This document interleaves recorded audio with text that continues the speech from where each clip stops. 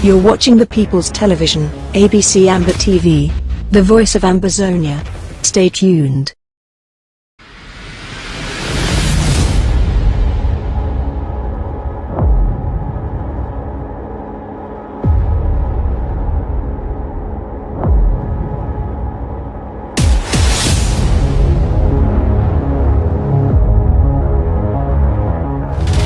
You're watching the People's Television, ABC Amber TV, the voice of Ambazonia. Stay tuned.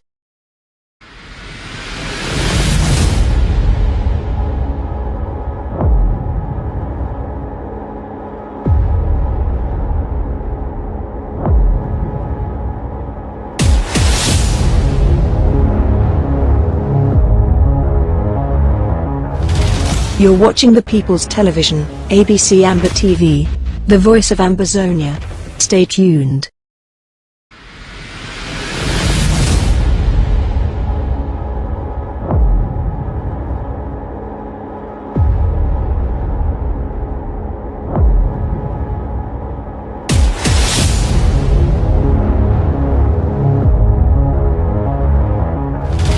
You're watching the People's Television, ABC Amber TV, the voice of Ambazonia. Stay tuned. Good evening, good afternoon, good morning, fellow Ambazonians, friends and sympathizers, wherever you are all over the world. I greet you again this very day, Friday. You are watching your ABC TV. I would just want to let you know that this is an indication that your interim government under Dr. Samuel Ikomesako will never let you go thirsty nor hungry. What you're about to watch now is a program that was supposed to have taken place on Sunday, the State of the Liberation Movement, which is usually hosted or covered, presented, discussed by no other than our able Secretary of State for Communication, Dr. Mungwa, PhD, AFASEF. He's been doing a marvelous job. If you're just joining, watching through Facebook, watching through YouTube, or via satellite on Ground One, Homefront, or wherever, please do share. Share and invite fellow Amazonians. Invite friends of other nations. Share the link and let them get connected to know what is happening in Amazonia, because there is no other person that will tell our story better than us. We are to go out there, say the things as they are. Say it before somebody tells you what you are supposed to be saying for yourself. Dish out the food to your visitors. Don't let the visitors take what they do not know. Ladies and gentlemen, fellow Amazonians, once again you are welcome, and in a few seconds you will be having Dr. Mungwa, our able Secretary of State for Communications, joining me live here to do what he knows how to do best, knowing where to touch fellow Amazonians, knowing how to present what it should and how it should be presented. We compel you, as I said before, do share. This is the state of the liberation struggle. What is going on? What is happening? How many miles? What have we done within the week? What has happened? What is it that you are supposed to hear from your interim government? From the house where nothing is left out to be told. What the people want to know from their own government. This is the platform and this is the time. Dr. Mungwa, technical crew, if you are there, please.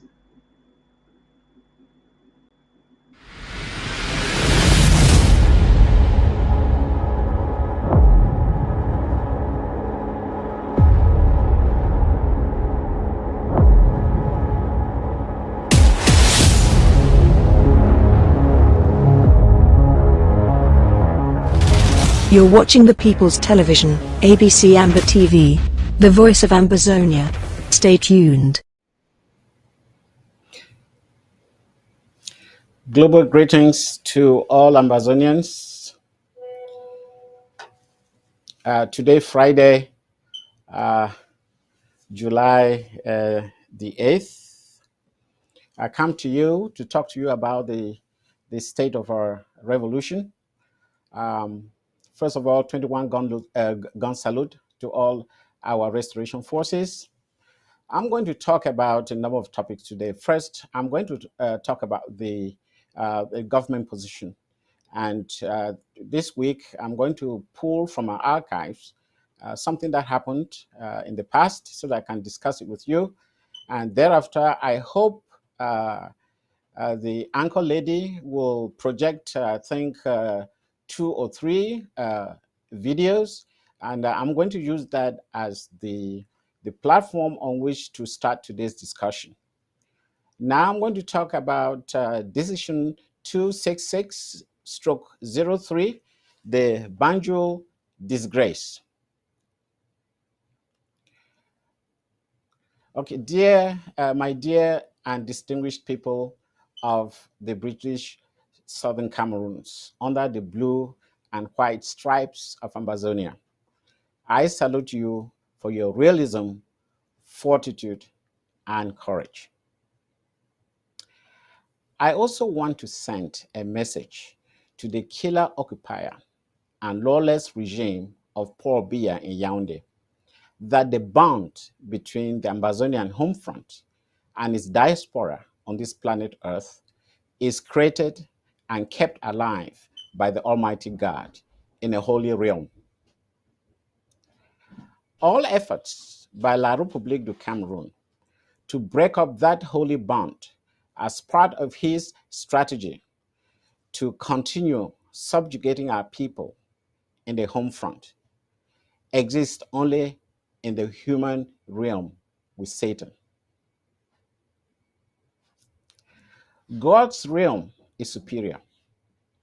No man is able to rupture that relationship, that bond between the home front, anywhere, and its diaspora. The two, meaning home front and diaspora, are sanctioned by the Creator to work together. To every man, woman, and child of Ambazonia, I want you to know that your blood is our blood in the diaspora. Your heartache is our heartache in the diaspora. Your assimilation pains are our assimilation pains in the diaspora. And your hopes for a sovereign and free Ambazonia in the commonwealth of civilized nations is what we are all fighting to achieve. May the Almighty God help us. I can tell you one thing, fellow Ambazonians in the home front and the diaspora. Peace and justice reign on earth under the banner of the United Nations. There is no law of the United Nations suggesting that a separate people, formerly in an autonomous federated state, such as Ambazonia, must live in a failed federation, must accept subjugation from French Cameroon in bizarre circumstances under which France confiscates 50% of the revenue on sales of Ambazonian products in the international market. All our products comprising cocoa and coffee beans, bananas, timber, tea, gold from Bafaka in Dian County, and as well as petroleum from offshore Dian County have become money makers for France. France seizes 50% of our income, despite absence of any treaty between France and the people of Ambazonia. This is colonial exploitation at its worst point and a sufficient cause to declare war against France. The evil of France and its proxy, La République du Cameroon, is evident in more than 200 villages or settlements that have been burned down, not to capture Ambazonian self-defense soldiers, but purely to render the population homeless. Hospitals and markets burned down, not to capture Ambazonian self-defense soldiers, but to kill the sick and wipe out the Ambazonian economy. And genocide, evidenced by mass graves in Ambazonia, all in efforts to overturn, through blistering violence, a vote of the UN on the 21st of April, 1961, which ushered in a Cameroon's federation and not a unitary state under France. I also want to awaken every intellectual, every man, woman, and child in Ambazonia who can read to look up decision 266 stroke 03 of the African Commission on Human and People's Rights on the Internet. This is an important decision by the highest legal body in Africa. Its opinions have legal weight in the world court system. Decision 266 stroke 03 was decided on May 27, 2009 by the African Commission in response to a landmark complaint by Dr. Kevin Gumne, may his soul rest in peace, and 14 fellow Ambazonians of the last generation of our fathers. The complaint focused on issues of marginalization and assimilation in the failed Cameroon's federation, as well as solutions to a re-federation of the two Cameroons. French Cameroon clearly ignored the ruling in the mistaken belief that she had the monopoly to orchestrate state violence in a genocidal war of occupation. The arguments and counter-arguments in that complaint betrayed the sinister intent of Yaoundé. It is notable that Dr. Maurice Kamto, who argued on behalf of French Cameroon, claimed to the African Commission that Ambazonians, or the people of the former British Southern Cameroons, are not a separate people. Dr. Kamto claimed that the people of Ambazonian highlands are part of the Bamilekes of French Cameroon, and that those of the Ambazonian lowlands are of the Sawa origins in French Cameroon. Well, fellow Ambazonians, Mr. Maurice Kamto did not prevail. Kamto lost the argument. The African Commission pointed out that the people of British Southern Cameroons are indeed a people under the United Nations system by virtue of a common and separate colonial heritage from La République du Cameroon.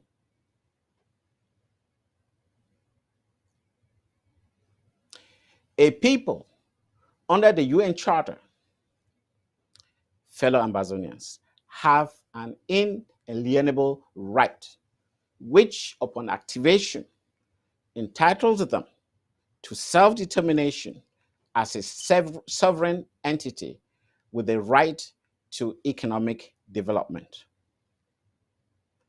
The idea of domination, which is central to French Cameroon's designs in Ambazonia, is expressly condemned in the United Nations Decolonization Resolution 1514 or 1514.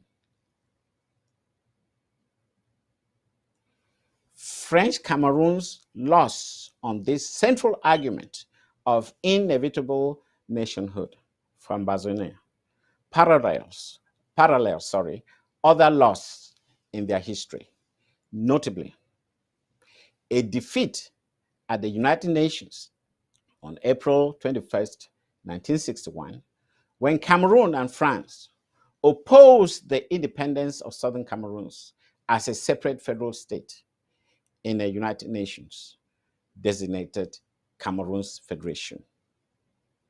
This was a vote and the killer occupiers lost. Now, they have shown their capacity to use blistering violence in efforts to overturn the April 21st, 1961 vote. We, the indigenous people of Ambazonia, solemnly pledge our loyalty to the fight of the recolonization of our country, Ambazonia, by the axis of evil represented by France and French Cameroon under our freedom, until our freedom becomes reality. Long live Ambazonia and short live the struggle. Over to you, Anchor Lady. Thank you very much, Dr. Mungwa, for another explicit explanation and revealing facts to the Ambazonian people. Actually, it is something that everyone is supposed to know, because many people are left behind not understanding. When you say the Banjul disgrace, I was just thinking, I said, is it a new Banjul disgrace? Is it the old Banjul disgrace? What is really behind? What was it that was really said in what really happened in Banjul? You have Yes, explained it. What I would really like happened? to. What was that fine thing that happened?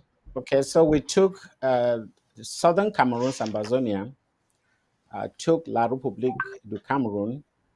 On the site of Ambazonia was headed by the late Dr. Ngumne, and on the site of La République was headed by the renowned Francophone professor, Professor Maurice Kamto, whom we've heard over and over again as probably the smartest lawyer, if not in La République, probably in Francophone Africa. And this case was based on marginalization and the total ignorance of La République, of the fact that we're Class B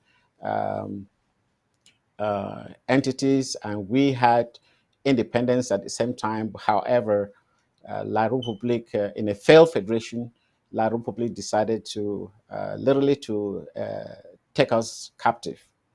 And they felt that this should be taken to the court. And the highest court in Africa is actually based in Banjul. And that's the highest court in Africa. So we took the case to Banjul. And the only argument that Professor Kanto had was that the Northwest, or the so-called Northwest, was actually part of Bamileke land, and the Southwest was part of Bassa land. And of course, the court did not agree. That was true. We had a distinct heritage from the British, and we had a right to self-determination. In an extension, the court was very open to probably assist La République to make sure that this problem was resolved in an amicable way. Of course, you know La République, they never listen to anybody. Obviously, with advice from France, they said they kicked out the idea with the intention that if we ever tried to show any signs of trying to regain our sovereignty, they would declare war against us. And indeed, it happened. And we all know what happened in 2000, December, I think, or November 2017. Biya, on the tarmac from a trip to Senegal, declared war against us. And we have been in war ever since. We know, again, that even prior to that, when Mitterrand visited Cameroon, uh, I think the late 80s, so I think late 80s, he made it very clear that no Ambazonian should be allowed to be president of the country, and any effort to have any sort of independence or go back to a federation should be, the response should be military. And that's what La République has always believed in, that the only way to, uh, to be one Cameroon or ignore any international opinion as to the state of Ambazonia can only be answered in a military, can only have a military response. But what I really wanted to talk today for us to get a broad message, because one of the things that the government or members of the cabinet come on television is to make the Amazonian people understand, why are we living? Why are we living? There are many reasons why. And we have to educate those who think that this fight, it is something that it is not it is not a war of personality. It is not about personality here. We have a problem that confronts every Ambazonian. It doesn't matter what you are, whether you are so-called minister or whether you are a professor, whether you are a lady or a woman in the village, whoever you are, there are fundamental issues that we do not accept. And I'm here every day to give you real examples of what have happened in the past, so that you can see what is going on and what are the solutions that we have. So I would like you to show at least one at a time the video on the failed bridge somewhere in La République. Please, can you show that? Then I can talk about it.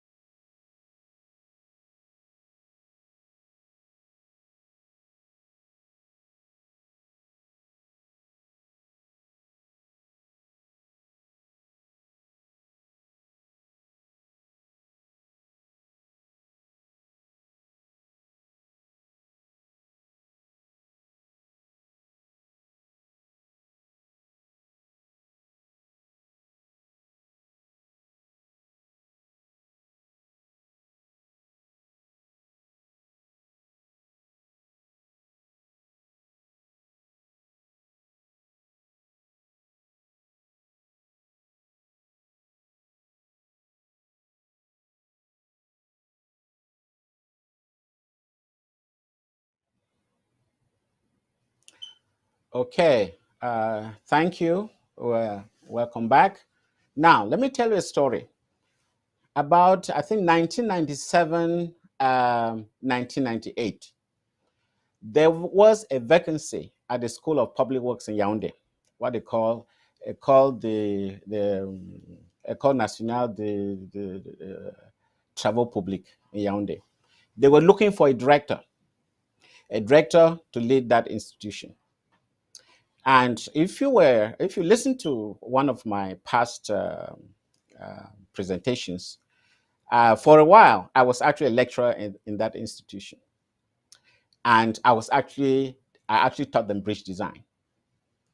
So when this opportunity came up, and I understood that these technicians are trained by the government and sent to the various departments or various provinces to take care of roads and other road infrastructures, I thought to myself that maybe this will be an opportunity for me to make an impact in that institution. Besides, many people do not know this. While I was doing my master's degree in structural engineering at the University of Surrey, part of our homework was actually to inspect the bridges around Guildford and to write a report on these bridges. And possibly, if there are any issues, we should actually propose solutions. I found that as one of the most exciting part of my course. So when I came back to Cameroon, I said, oh my goodness, if I'm given the opportunity, I can make an impact. Now, at that time, the Minister of Public Works was Mr. Jerome Eta, somebody I personally respected for his knowledge of engineering, especially being our president of the Cameroon Society of Engineers, somebody I encountered in many meetings, and I believe that we were very good and close friends. So when this position came up, I think he himself asked me, why don't you apply to be director of the School of Public Works? I was so excited. Not only did I apply, I was hoping that before they select a candidate, they will call them and interview them and probably ask them, what future do you have for these institutions? What changes can you make? What do you think you can do in order to improve on the education of these young engineers or young technicians? 5 of us were selected, but to my greatest dismay, they selected a gentleman who is a chemical engineer. And he was made a director. I happen to be somebody who hails from the same village or the same province or definitely the same village of Mr. Jeromita. So it occurred to me that, in fact, or reminded me that this is what La Republique politics is all about. It's all about tribalism. It's all about clientelism. It's all about transactional politics. I was extremely angry.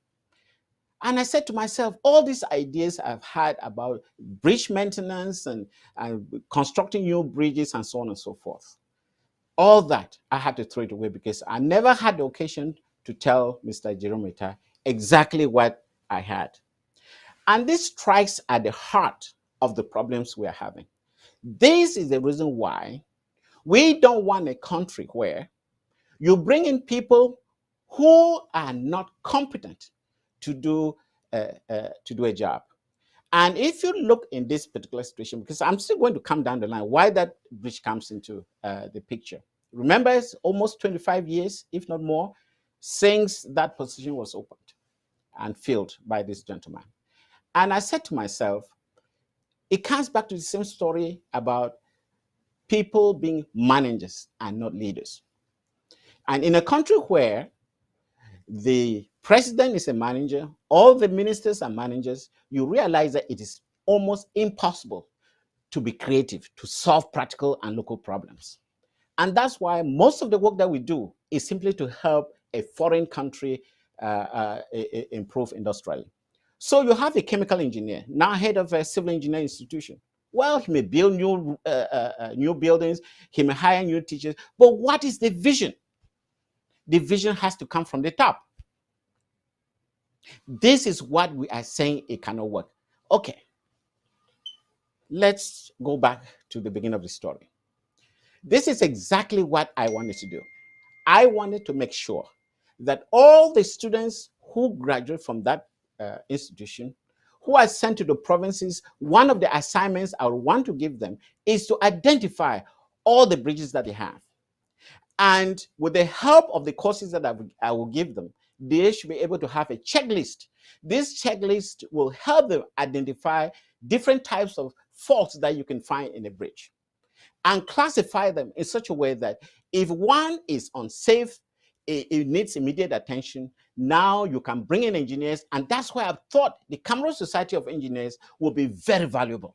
So we can tap into the knowledge base of the Cameroon Society of Engineers to help us put together a database of solutions that we can use in order to solve our own local problems.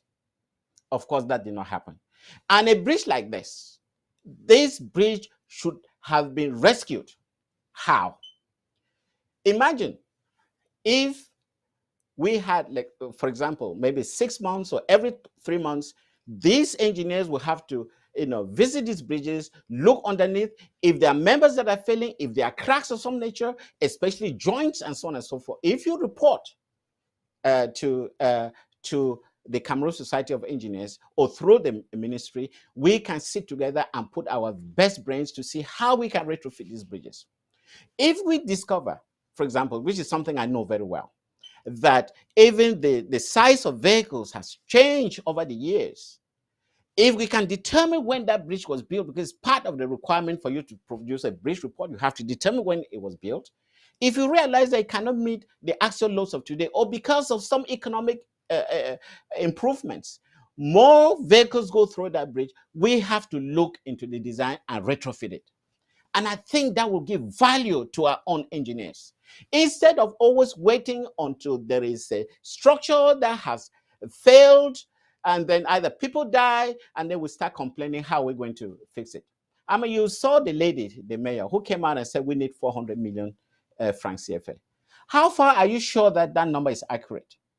Are you just going to replace the superstructure, or you have to go into the foundation design? Is the foundation still in good condition? If it is not in good condition, how are you going to do? Is that structure able to take, can it be retrofitted so it can take a 12-ton load? These are all solutions that can be provided locally. But what has La Republique done? They've contacted the United States company to provide prefabricated bridges.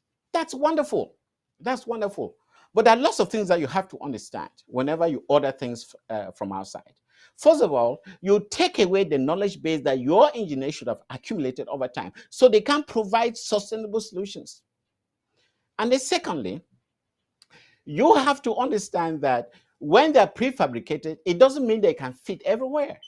You may come to a situation where maybe the geotechnical conditions are different and so on and so forth. So you have to bring in, again, another set of foreign expertise in order to do the work. So essentially, we outsource everything. So what is the point of having engineers? They all have to sit in offices? This is terrible. You cannot develop an economy based on outsourcing all the time. And you can see, in fact, when you look at that bridge, to be honest with you, from the time it was designed, I think it was well designed. It was designed for the loads at that time. But nobody knows that, in fact, over time, that bridge has been undergoing much, much higher loads. So if you look at the bridge, the way it failed in a yielding fashion such that it simply bent, and it was still safe for people to, at least people to leave the bridge without being hurt. In some cases, imagine it just broke into 2 pieces and ended in the river bottom. That would have been catastrophic. This is exactly what we done as engineers. We don't want that to happen. So this is a classic example of how a poor government can actually lead us into an economy which is almost down in the dumps as we find today. So this is a typical example. And it is very unfortunate that we have a so-called institution that trains engineers, and all the engineers do sit in offices and do absolutely nothing. And this is something that is being repeated throughout 60 years. So the next thing I would like to talk about is the flood. If you have the image of the flood, sorry, the video of the flood, let's talk about it before we can start our discussion, if you have it.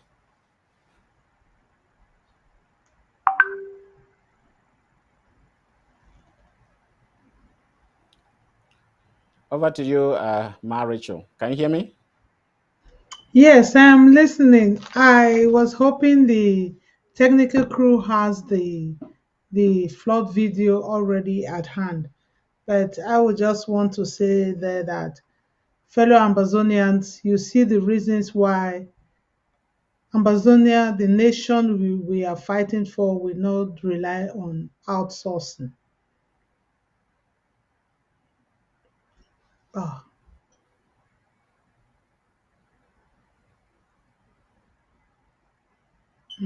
Avenue Kennedy. Now, wow. Oh my God.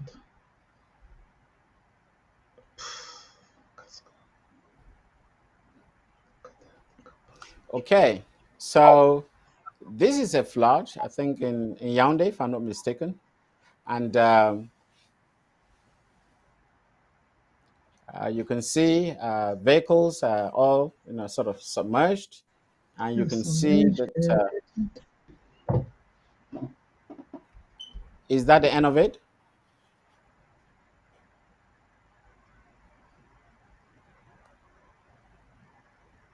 Okay. So now, so the first thing, if in a good government you have a situation like this thing has been happening all the time, and nobody's saying anything. In an Amazonian government, what are we going to do in a situation like this?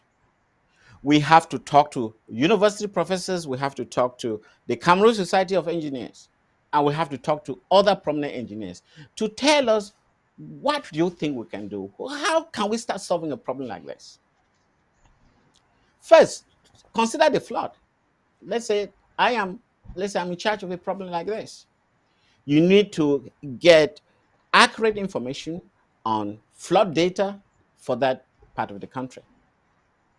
You may contact university professors. I hear they do science de l'atmosphère. I believe it's no, climate science or something of that nature. You ask those people, can you give me some knowledge about how much flood we can get for maybe 50 to 100 years? And we do a plot, we see exactly what is happening, and then we see how we can actually design a drainage system that will be able to address it. I mean, when I was at the Polytechnic, as I told you, I came there and there was this department of civil engineering and civil and environmental engineering. And I had this to my francophone colleagues who were all teaching assainissement. I said, is this not a time for them to show up and tell the government, this is what we can do to get rid of that drainage? If that's the central city, Yaoundé, it is even, I'm telling you, very, very challenging, because from my personal observation, at the city center, most of the electrical conduits are actually buried because you don't have any electric poles there, which means that everything's underground. So my question is, are they still active, or how are you going to provide power? These are all major issues that you have to look into. Is there a river close by? And what type of soil is there? Is that some sort of a wetland that they simply ignored? And what type of road are you going to build?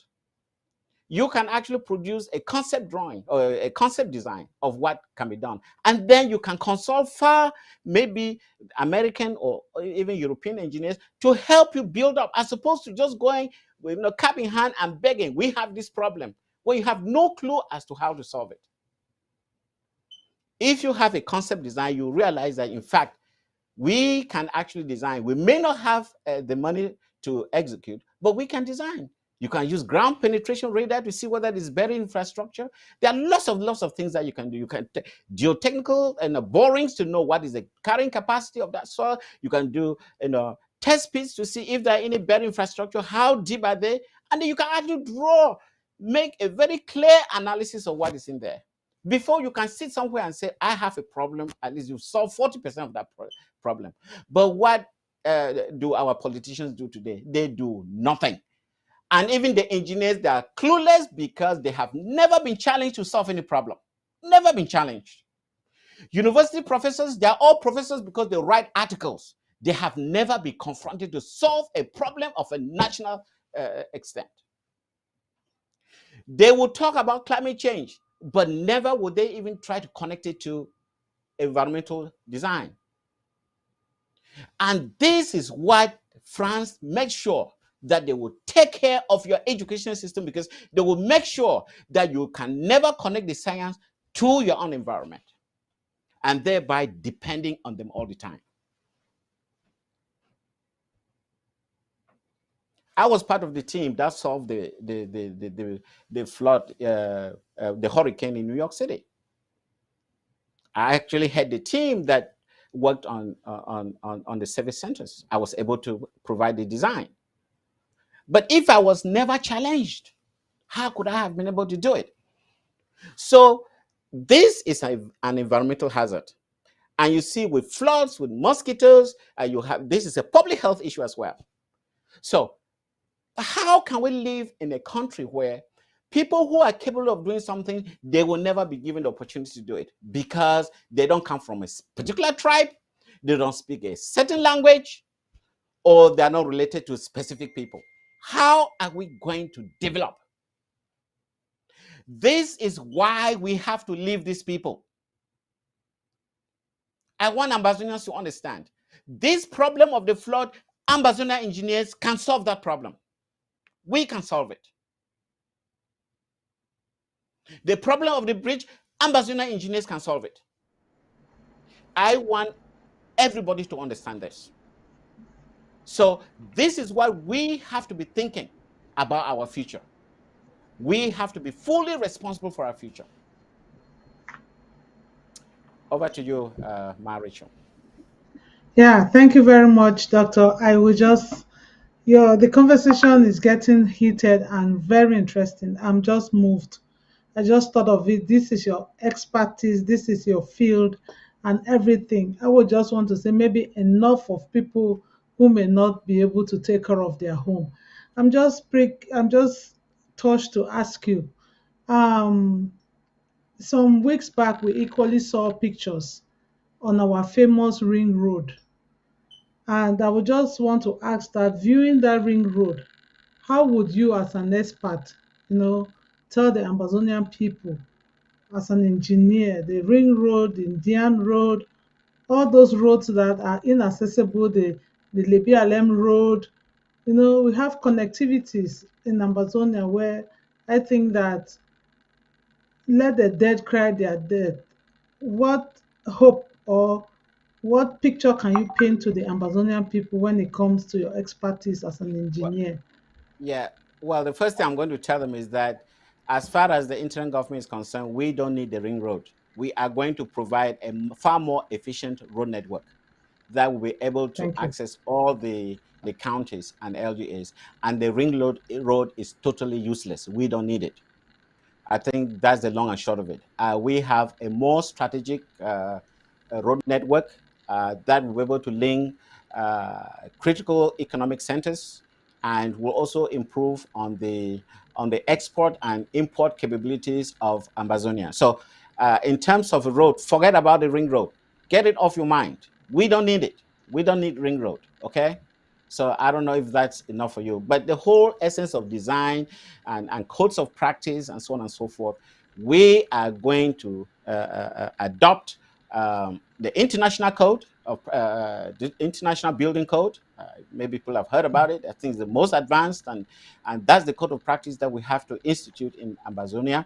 And I think the only other country I know uses it, I think, is Ghana. Ghana uses the international building code, and we are going to expand it to make sure that it extends to our country.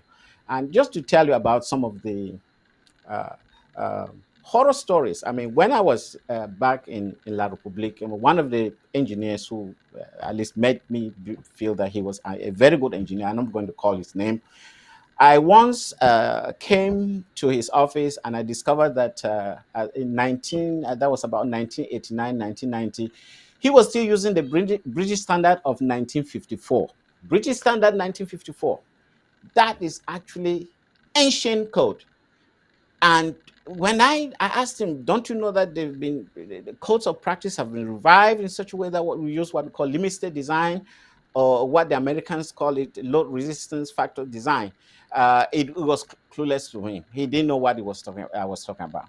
But he prided himself as being one of the best engineers because he had a first class honors from maybe from Furabe College. I mean, I looked at him, I said, how can we, first of all, we don't update ourselves to have the recent codes of practice, and then in order to see what can be done and what are the advantages of having a modern code of practice. So this is a country that just cares less about technology. Again, it is consistent with the French Accord. Leave education to the French, and you are cut off totally from civilization. We have to make our engineers responsible to the government. We have to ask them specific questions about some of the issues that face the government. They have to tell us what needs to be done. They may fail. In some cases, they will fail, but that's not the problem. We learn from those mistakes and move forward. People have built bridges in the Western world and they have failed. Buildings have failed, but they never reject those engineers. They simply ask them, do a root cause analysis, find out what led to it so that you will never repeat that failure again. So they say if you want to eat omelette, you must crack eggs, right? You must. You can't say I'll eat omelette without cracking eggs. That is the future that we have to we are confronted with.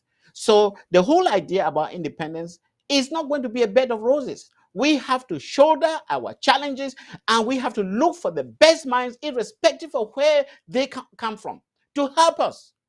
Not this situation where if you don't speak a specific language, you cannot do a certain job. And people who have no clue, absolutely no clue in doing things, these are the ones who are given the responsibility to do certain things, which is very, very unfortunate. And that's why the economy is going down the drain. Because everybody, they all know that they came in there through a friend or through a brother or through a relative or through this, not because of their competence. Not because of their competence. And that's what I experienced, when I was teaching at a polytechnic, and this opening came up. And Mr. Jeromota, make sure that he took his own countryman and put there, who is a process engineer. I mean, a chemical engineer running a civil engineering department. Of what use is that? Where is the vision? There's no vision. Can you please put on the sound? That one's very important for people to understand.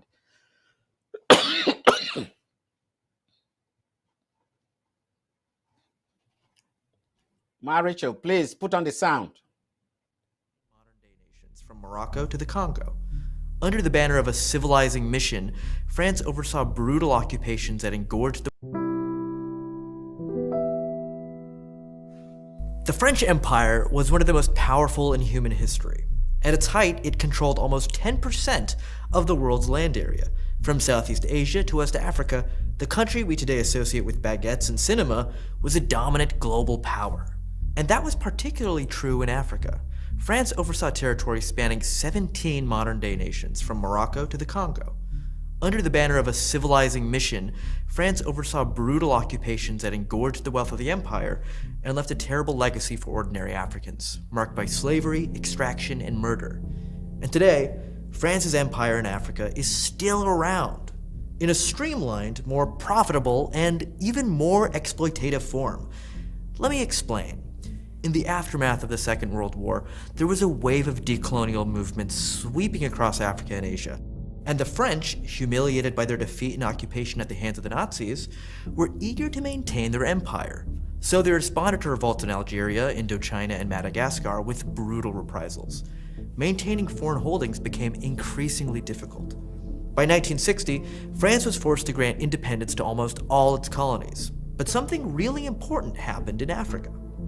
Basically, the leadership of France decided to keep their empire in Western and Central Africa intact in everything but name. The plan was simple. When an African country gained its independence, it was made to sign a so-called cooperation agreement with France, which would outline the nature of their relations moving forward.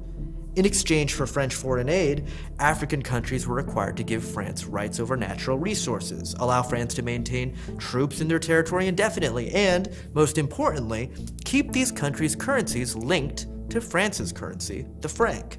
Instead of having their own currency, they were to use the franc of the Financial Community of Africa, what is now called the CFA franc. The French framed these cooperation agreements as a choice, but they were also clear about the consequences of defiance. When the leader of Guinea, a socialist named Sékou Touré, rejected the cooperation agreement with France and declared that he preferred to be poor in freedom than rich in slavery, the French government decided to make an example of him. They cut all foreign aid to Guinea and did everything they could to destabilize the government. They launched a secret campaign to print fake Guinean banknotes and flood the country with them. One French spy later bragged, "The operation was a total success. Guinea's economy, already very weak, never fully recovered." The French said that these countries existed within the so-called French community, but the policy would come to be known more widely as France-Afrique. It was about having the former colonies in a position that was maximally advantageous to French interests. Many of the first generation of post-colonial leaders in former French colonies had essentially been installed by the French. They spoke French, had spent time in France, and were well integrated with French elites. Jacques Faucart, a French diplomat, oversaw French relations with Africa for almost 30 years and built a huge web of client relationships with African leaders, using corruption and covert operations to make them loyal subordinates. When local political orders were threatened, the French weren't afraid to protect their hand-picked dictators. Since 1960, France has invaded Africa more than 50 times. Look at the Central African country of Gabon as one example. Gabon is particularly important to France because it has a huge supply of oil and an even bigger supply of uranium. Among the African colonies, Gabon was historically one of the very closest to France. In 1967, a man named Omar Bongo became Gabon's president, soon turning the country into a one-party dictatorship. And Bongo was intimate with France. He had been appointed after flying to Paris for what was basically a job interview with the president. So under Bongo, France and Gabon enjoyed a relationship that benefited both sets of elites. Gabon's oil was pumped by the French state-owned oil company ELF, and its uranium went right into France's arsenal of nuclear weapons. In return, France subsidized Gabon's budget, especially the parts that flowed into the pockets of Omar Bongo and his family. At one point, Bongo was worth over $130 million. Gabon, meanwhile, remained poor and underdeveloped. Under Bongo, it had one of the highest infant mortality rates in the world. Instead of investing in the Gabonese economy, Bongo spent state funds on influencing French politics in his favor, bankrolling the campaigns of several future French presidents. Even today, France keeps troops in the country to support Gabon's current ruler, who happens to be Omar Bongo's son. And somehow, Gabon is actually one of the happier stories. Other countries, like the Central African Republic, are today some of the poorest in the world, in part due to the legacies of French-backed dictators like Jean Bedel Bokassa. But there's another aspect of French influence that's even more important. Probably the most central part of all is the CFA franc, the last colonial currency still in widespread use. In practice, the countries that use the CFA franc have virtually no monetary sovereignty. The value of their currency is linked to the euro. The poorest countries in the world have a currency controlled by the richest countries. And so the imperatives of European countries, fiscal discipline and fighting inflation, end up shaping the very different world of Western and Central Africa. That leads to an overly tight approach to credit, something that's necessary in our current system for an economy to grow. It means that any appreciation in the euro makes exports from these countries less price competitive. So just look at what happened in Senegal. When the euro appreciated against the dollar from 2000 to 2009, the value of the CFA franc got higher. But this made local Senegalese rice more expensive than imported rice from Thailand. So Senegal, which was trying to build its own domestic rice industry, instead saw Thai rice wipe out local rice farmers. So because domestic products are expensive, this makes export-driven growth nearly impossible, which is necessary to lead a country out of poverty. That's why most countries that use the CFA franc have growth rates significantly lower than their neighbors. Because the CFA discourages the development of domestic industry, many of these economies have actually been shrinking. The Ivory Coast, the largest CFA franc country, has a real GDP per capita 1/3 lower than it had in 1978. Other CFA franc countries like Cameroon and the Republic of the Congo reached their highest levels of real GDP per capita in the 70s and 80s. And because economic growth is weaker, there's more incentive for local elites in these countries, always tied closely to French multinationals, to take as much money out as possible. Billions of dollars have flooded out of these countries and into shell corporations and foreign bank accounts. Through massive corruption, these African elites have joined the ranks of the global super rich. In 2007, for example, Omar Bongo's daughter-in-law appeared on VH1 to buy an LA mansion for $25 million. And elites in France get a great deal too. They enjoy cheap access to natural resources and kickbacks from shady business deals. A French billionaire named Vincent Bolloré now owns most of the major ports across West Africa. In France, Bolloré is known as the, quote, king of Africa. So French colonialism in Africa has never really ended. This is why academics use the term neocolonialism. Even as the branding of empire has faded away, the structures of economic extraction have only grown stronger. This neocolonialism is actually a much more efficient form of exploitation than the colonialism of the past. The French no longer pretend to care about building functional governments or improving local living standards. It's pure extraction, all the time. So these African countries are not underdeveloped, they're overexploited.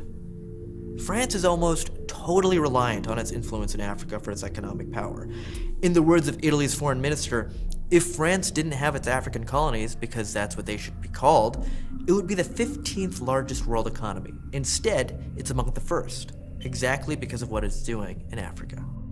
And the French know this. François Mitterrand, former president of France, said it himself. Without Africa, he declared, France will have no history in the 21st century.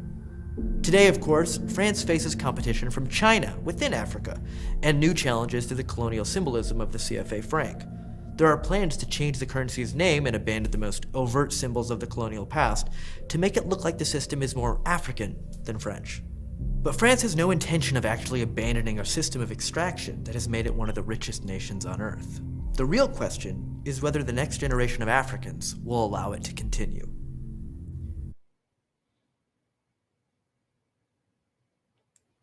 Thank you. So, this is a very good clip for Ambazonians. You see exactly what is happening to us as a result of French action in Africa. And it is our responsibility, our generation, to make sure that this continuing exploitation doesn't happen. And I want Ambazonians to understand this. You can imagine that a currency, and you have no power to regulate the amount of currency in the economy or the amount of money in the economy. And what does that lead to? When you have an economy where there is no manufacturing base, if you devalue the economy, it will even make the situation much worse because there's nothing for you to sell out, nothing that you can pride yourself to say, we manufacture this thing locally. Now that the price is cheap, people from outside will buy. Nothing. It makes our raw materials even cheaper for the colonizer to exploit. So we have to understand this. If we don't take over our economy, so we can regulate it in such a way that we can encourage investments from outside, so that we can make sure that we identify the areas where we are strong and to put in value-added criteria, there is no way that we can ever develop. We will only be selling bananas and pears and guavas, and that will lead us nowhere. Okay? So I want Ambazonians to understand this very well. Okay? To grow an economy, you need 4 factors.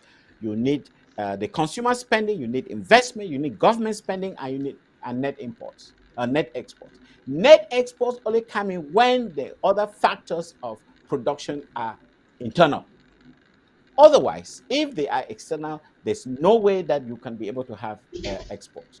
So that's one important piece of information that we have to understand. When you see foreign companies dumping materials or products in our economy, it's because they manufacture them locally. So they've been able to expand on their economies, and the net result is that they take all that produce and they dump it in our own markets. And some of them may dump them at a price lower than what they were they manufactured, the cost of manufacture. But it doesn't matter because they have fueled other subsidiary industry with the money that has been injected into that economy. That's one thing that we fail to understand. And that's why we see a lot of products from all over the world being dumped into Africa. And some of them, they may even give them for free because they have already met the target of making sure that that money was injected into the local manufacturing base. They manufactured the products, and the net result was to send them overseas. So we have to understand that until we build our own manufacturing base, there's no way that our economies can get off the soil. So this is something that we have to understand, and we continue in the spiral of trade whereby France comes in and takes our export, and the worst part of it is that they keep 50% of the market price. So when tell me 2035, can Mr. Biya come on television and explain how the economy is going to revive or is going to take off by 2035? Can he give us step by step? One, this is going to happen. Two, this is going to happen. And we are already so indebted. How can you emerge economically when you're already so indebted? To a tune of, I think each person now owes about 800,000 francs CFA. Everybody, woman, man, child, old, I mean, some of the unborn. How are you going to emerge? This is a big lie, absolute big lie, a big lie. And Cameroonians being what they are gullible. They cannot ask questions because if they do, they'll be killed. Especially if you're a prominent economist. Of course, France will send agents behind you to kill you. That's what they've always done. And let Ambazonians understand this. This war that we're fighting is not an easy one. People will be sent to destroy you simply because you have ideas that they don't like. You have Ambazonians who know exactly what is going wrong. But for a fistful of CFA francs, they are ready to kill their brothers. So let's be on the watch out. Let's be on the watch out. This fight is not going to be easy. Let nobody tell you that it's going to be a walk in the park. It's not going to be. But we are on the right path to freedom. We are on the right path to freedom. And I want every Ambazonian to understand this. We should be able to solve our problems, fundamental problems. In one of the WikiLeaks reports, there was a comment made, I think, by USAID about what they expect Cameroonian ministers to be. I think I cannot, let me just paraphrase it. They thought, and I believe they were referring to the Minister of Mines and Power. I don't know who the fellow is. I don't remember his name. At one time, I think it was English speaking, Anglophone, I think of Bamileke origin. He said they expect ministers to be project managers. Project managers in the sense that when you have a project and you put together your project team, if there are team members that are lacking, that is where you ask the Americans to help you. If you want to build, let's say, a bridge, and you don't have an expert in geotechnics, well, the Americans will be able to give you a geotechnical engineer. That is the sort of approach that the Americans expect ministers to behave. They should be project managers. They should know exactly what they need. Yeah. They should know. So when you come to the Americans, you come with a very clear request. Not coming empty-handed, not even know exactly what the problem is. And that's what these ministers are. They have no clue on anything. And that's a problem.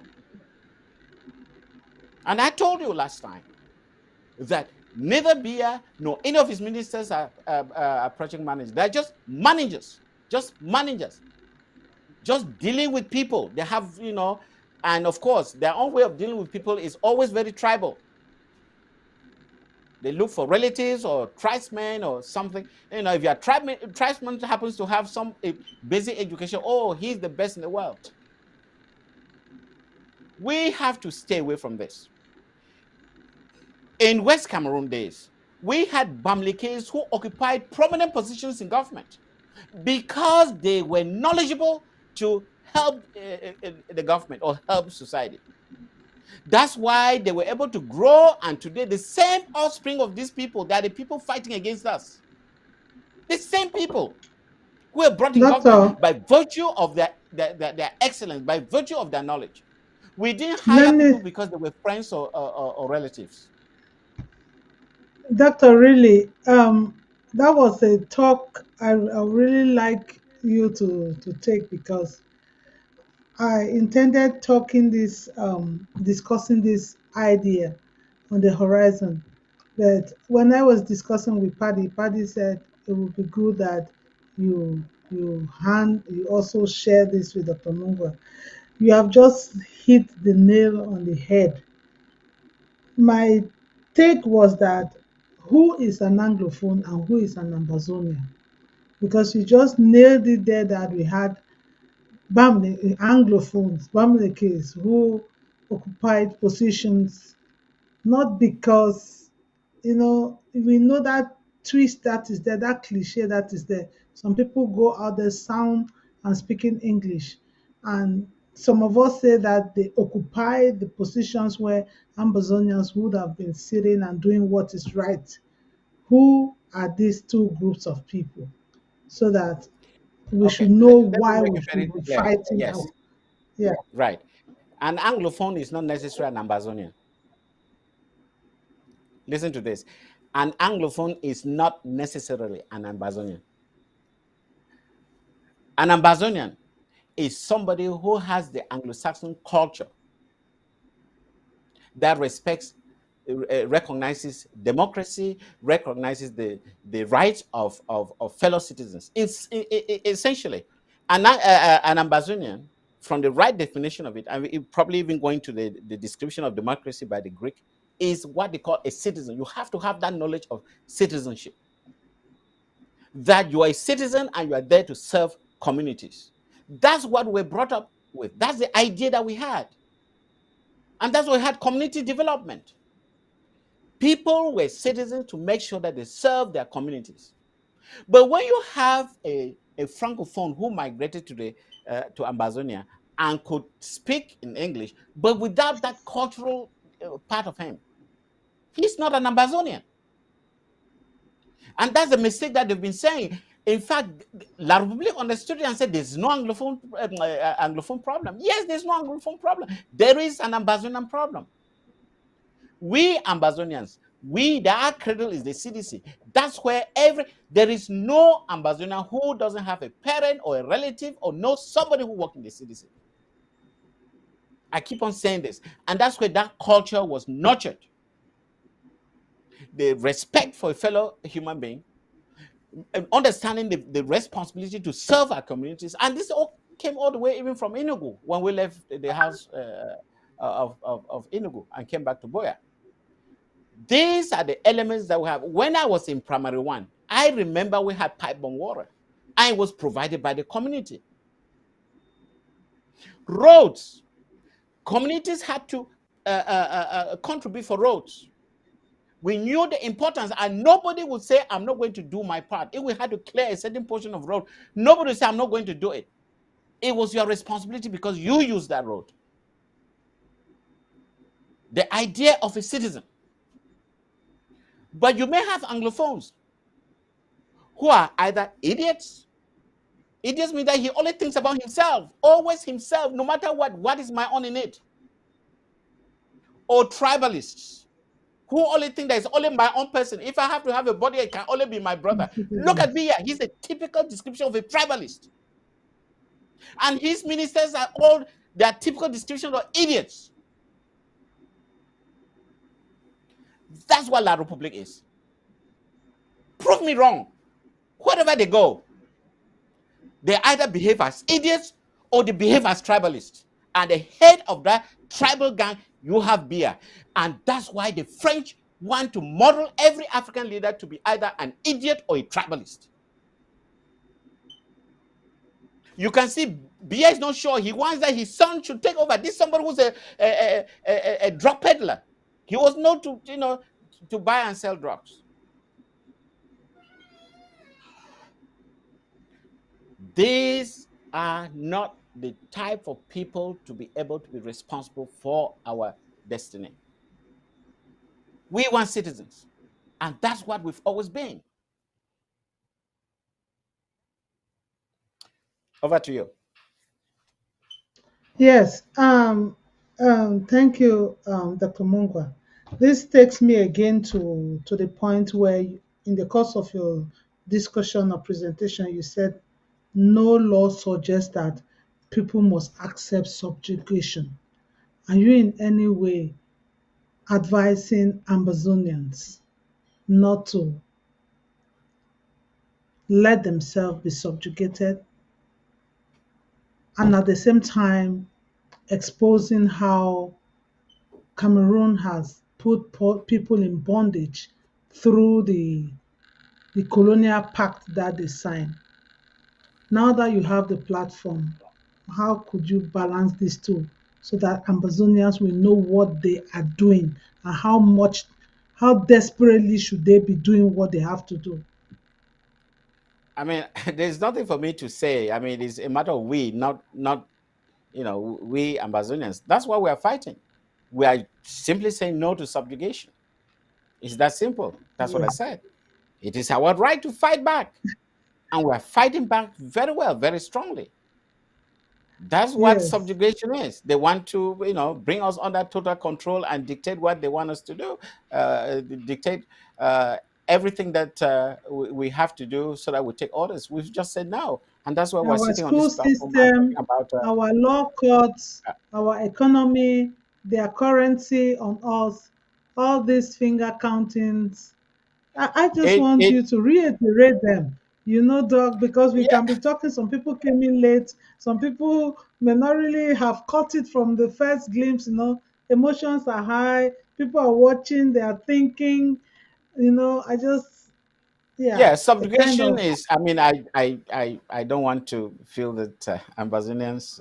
I'm sure they're educated enough to understand just go what ahead, Doc, subjugation go is, but ahead, it's just but we try to can break it, tease subjugation. it the way. Our law courts, yes, our educational systems, teaching in a language that we don't understand, and that's why the quality of speaking in English has gone down the drain over the years, to a point where Yeah, some people can neither speak in English or in French because they don't have the ability to capture the words to express themselves.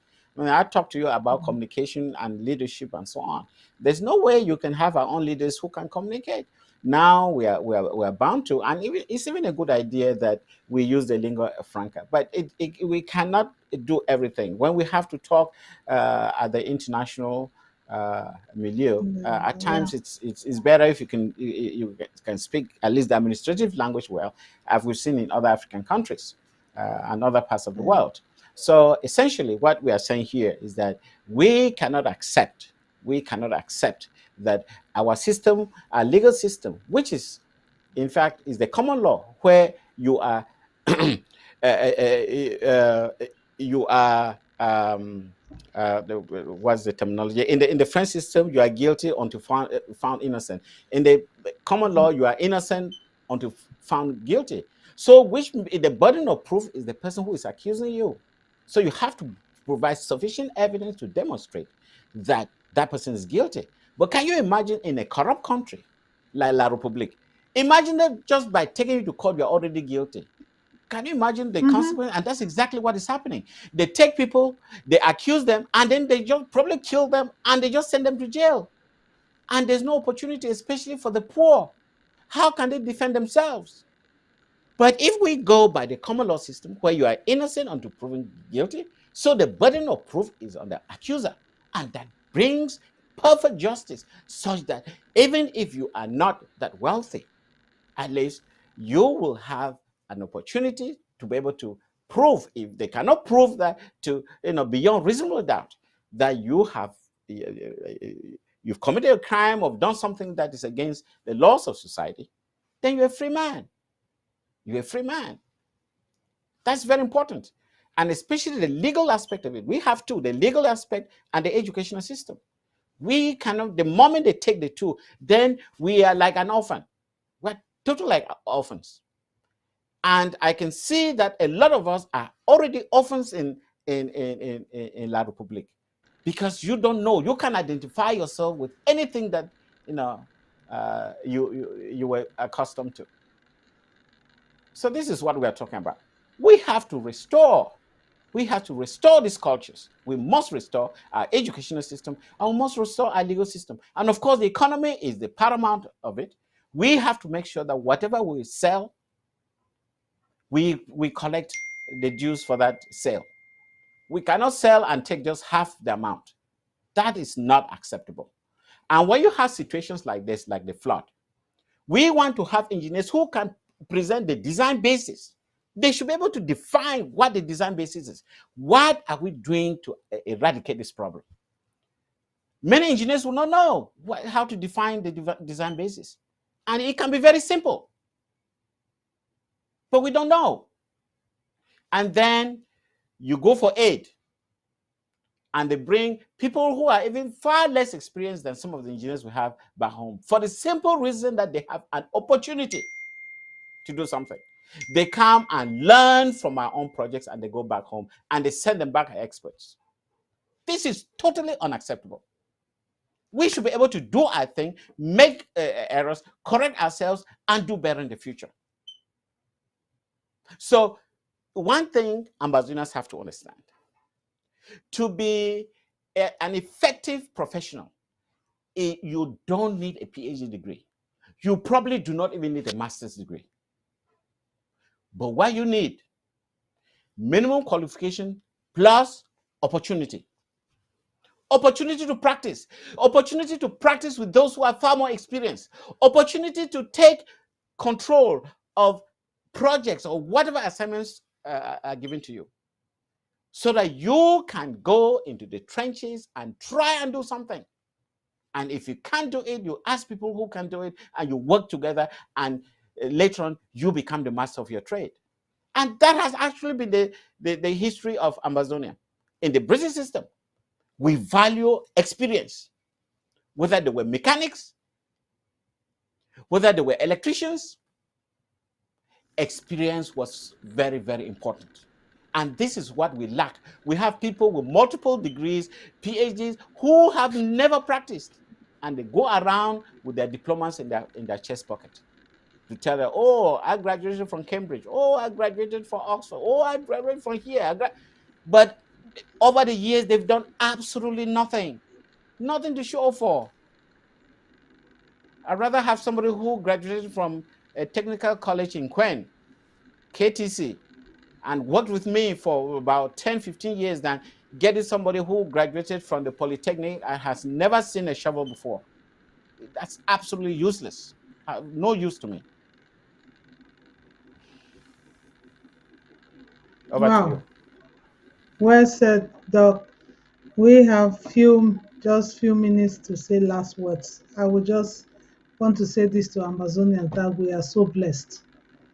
We are so blessed with people, our fellow brothers, bona fide. I use the word bona fide Amazonian, not just he or she that has a birth certificate from Southern Cameroon's Amazonia, but he that the great grandmother, the father was inculcated, was cultured, was nurtured, and was born and bred, was brought up in that substance that was culturally based. For those people who grew, I used to see it in my elder brothers and sisters, cousins, those who were born in the 60s, some in the 50s, in the 60s, some of us from the 70s. We managed to see we saw some of the last good days. That is why we are crying, fighting. Ambazonians, don't let that goodness in you, that good thing that has been stolen and buried. I want Even to the stress on standard one six thing here. in those I want to days. stress on one thing. One of the things that is really killing Ambazonians, and in fact, that is what La Republique is perpetuating, is what we call personality politics, politics of personalities. You heard it say Frankist. Frankist, Yeah. the politics of Frank beer. That is very dangerous. And you Mm-hmm. see that among Ambazonians where instead of identifying somebody who can carry you to the promised land, they identify, oh, I have to like Dr. Sako. Why do you have to like him? Why do you don't have to like him? What we should be looking at is this person able to carry this war to its into its conclusion? Personality politics, and we suffered from that personality politics in the 60s, and that's what part of it that led to us getting to where we are today. Whereas Yemen Endele Right. actually understood the challenges and the frustration getting into La Republique. Foncha had a different way to look at it, and people were attributing more to his personality, small of his sick. Remember, they used to say that about him. We Yeah. should have been identifying what are the advantages. And you see that being perpetrated today. While people go out and say, oh, I don't like Dr. Sako. If Dr. Sako can only accept that they should do an election based on what? Where is it shown in the Constitution? Mm-hmm. Or if I want to if Paul Tasson talks to me because I'm from Libielem, Chris Ano, yes, I'll accept because he's from Libielem, I'm from Libielem, therefore it's okay. Mm-hmm. This identity Frankism. politics should be, we have to be very careful. And I want to make it very clear, this identity politics. And La Republique is actually pushing this throughout. Who is Frankist? Who is he? Or the Lion Man? Hmm. That is very dangerous, extremely dangerous. We have chosen Dr. Sako because he has the skill set to deal with the internal and external issues affecting our liberation movement.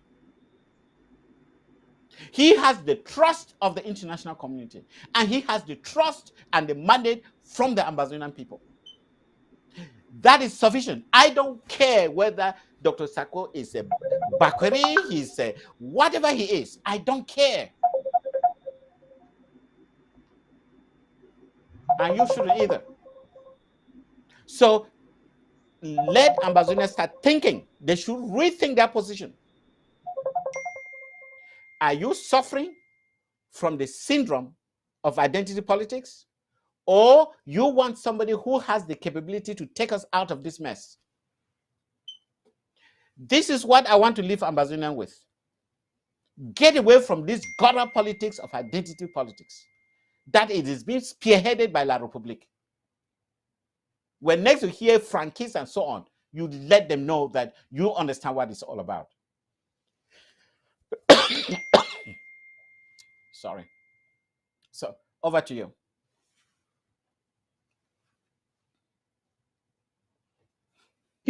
Thank you very much, SOS. You are not just an icon, really, a blessing to the Amazonians. Listening to you every Tuesday has been a blessing of its kind. You coming in as our communication secretary has been marvelous, has just been a gift to the Amazonian people, full of knowledge and impartment. And for me to be the one to take you up today in on Friday, maybe I will start praying that Tuesday there should be technical problems. Maybe I should start praying that there should be technical problems on Tuesdays.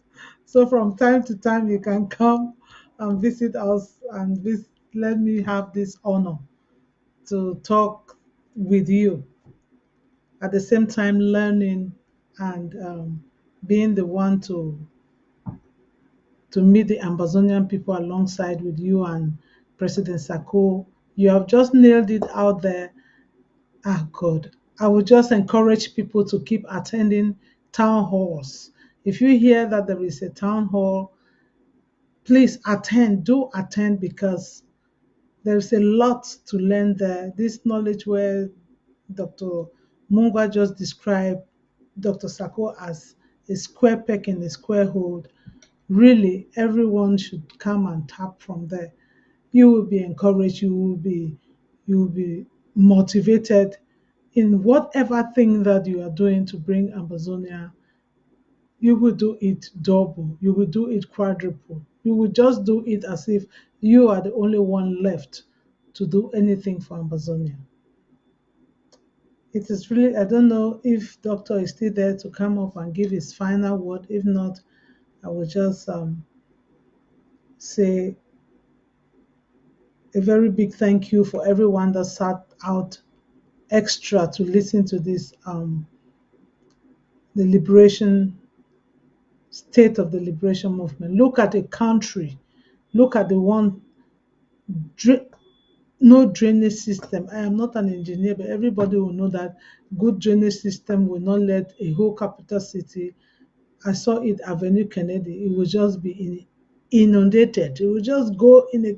What was that over the years? My brother and sister, that's not what we are bargaining for Amazonia.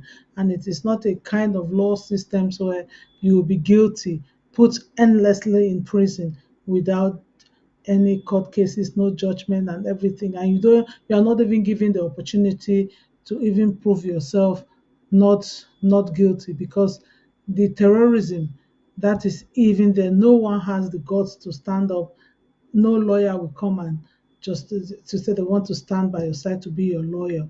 Look at the cases our brothers and sisters are perishing in Kondengi Central Prison, in Douala New Bear Prison, in Boya Prison, in Bamenda Prison, in Bafoussam Prison, in Kongsamba Prison, because their law stiff, their nonsense colonial pact laws with France is the one that is ruling the whole place. Our people have been subjugated to despicable conditions. Even when they are sick, they are being handcuffed and led to the hospital and they die there.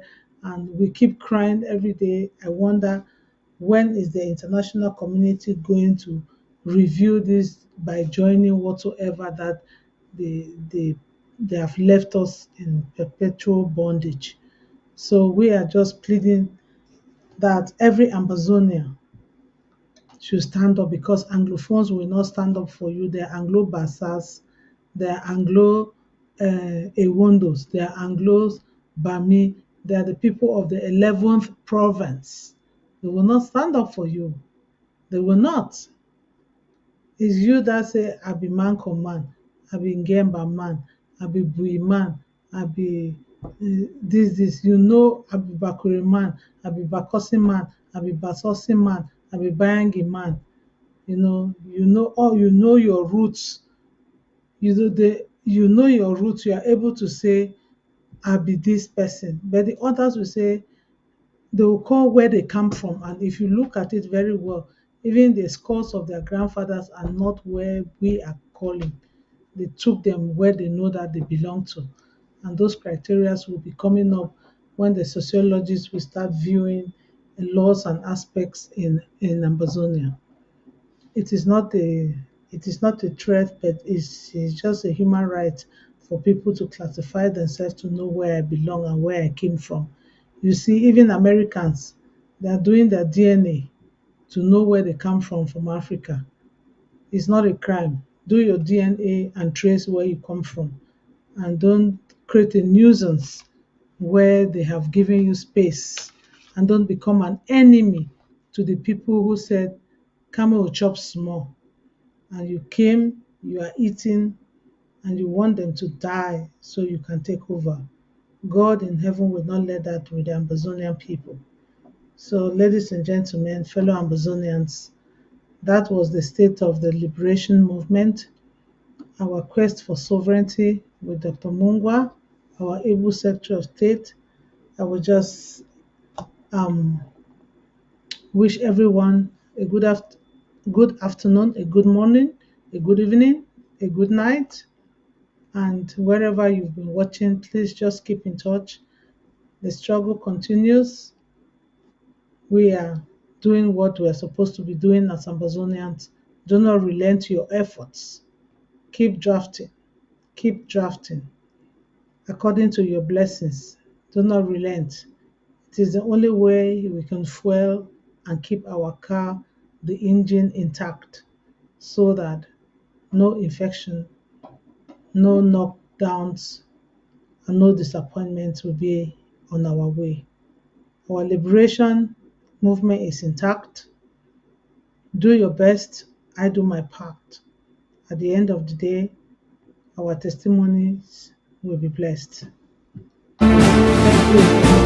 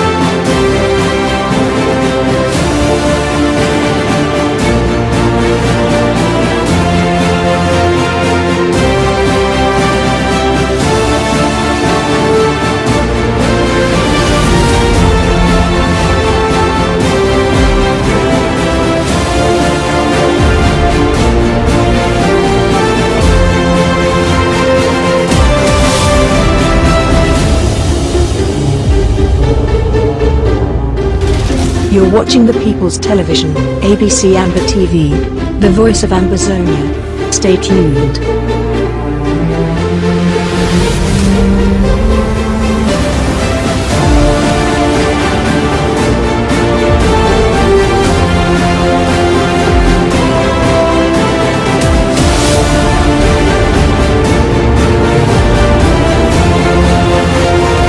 You're watching the People's Television, ABC Amber TV, the voice of Ambazonia. Stay tuned.